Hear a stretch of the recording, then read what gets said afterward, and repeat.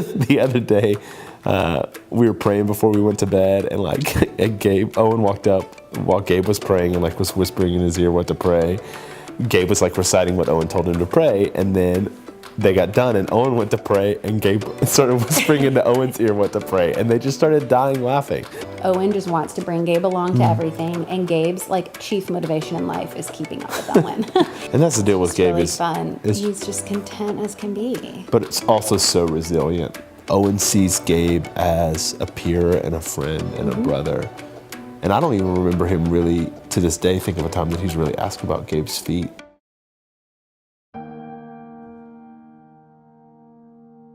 I am seeing some abnormalities. Your son has bilateral club feet. We were really exhausted of being the bearers of bad news. Her cancer, Owen's crazy colic. And so here was this one more thing. So then in September, we had baby Gap. And 9 days later, started going to casting appointments at Shriners Hospital. So those were weekly. We'd go, and it was super hard. We'd go down and get casted. It would take him 3 days to get adjusted to it. So that's horrible sleep. His feet were in a new position every time. Yeah. So they would kind of stretch as far as they could and then cast in that position. So it's just like when you're working out and you stretch to a new position and you're trying to hold it and then trying to go further. It's just really uncomfortable. Except you're 17 days old. He was gonna have a surgery. And gosh, that was just a nightmare of a day. Gabe came out of surgery where they just cut 2 tendons, and he's 3 months old, and he was just screaming. The doctor comes in to tell us what's going on. Abby obviously rushes out to go into the recovery room. I said, yeah, so we're expecting that after this and after he recovers that we should be able to see his feet moving. And she said, yeah, it's possible. After Abby left the room, I asked her, okay, you said this earlier, what do you really think's going on?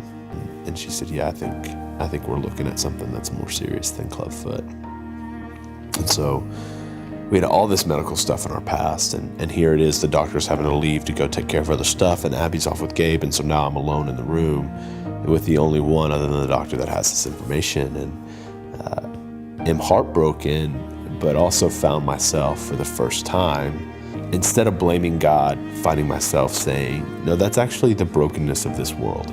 And I was tired of fighting the wrong person.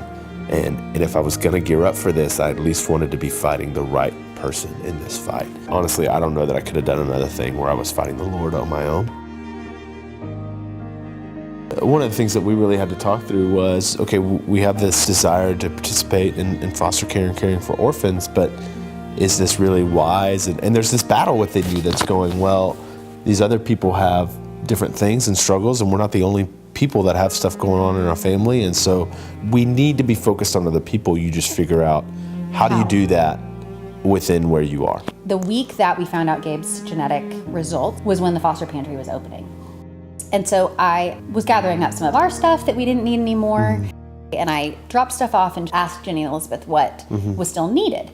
And they said that they had a ton of clothes, they had a ton of the smaller stuff, they were really thrilled, but that there were needs for bigger things. None of us really are in financial positions to just go get it, but I knew there had to be a way to make this happen. And so I posted on Facebook a picture of a car seat and just explained the situation and said, let's see if we can kind of crowdsource. And for 24 hours, we ended up running this fundraiser on Facebook and raising over $2,000 from this community in stuff for the foster pantry. And then after that realized, okay, people are understanding this need in a way they haven't before. And we started a Facebook group, and next thing I knew, there were 800 people in a Facebook group asking how they could serve foster and adoptive families. Right. And so Abby had a tough week, but then all of a sudden I come home on a Wednesday night after Access, and she's up till midnight, all over social media trying to recruit people who can give money. Here's what's great about that, is that I would have been anyway, because Gabe was super uncomfortable, super not sleeping well, and I sat on his floor and pushed his little swing and posted stuff.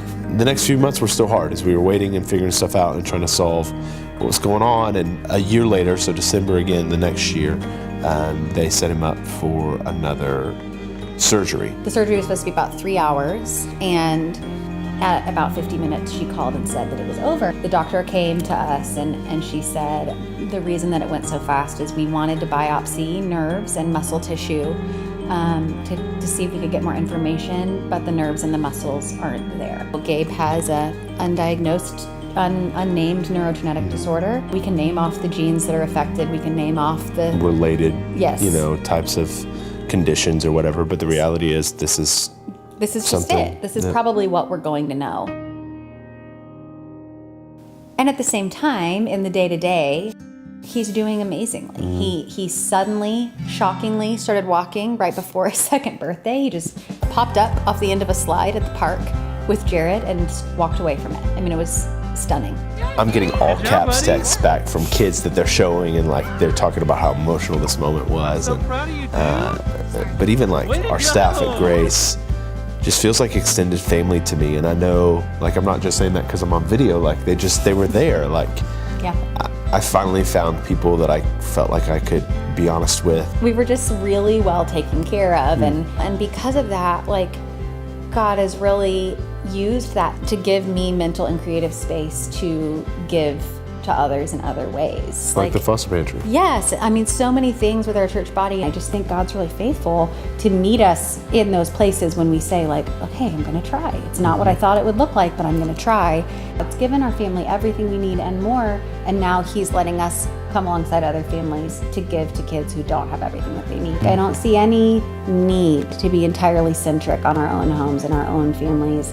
I only see evidence that we thrive when we're focused on other people. And so far, it's proving true.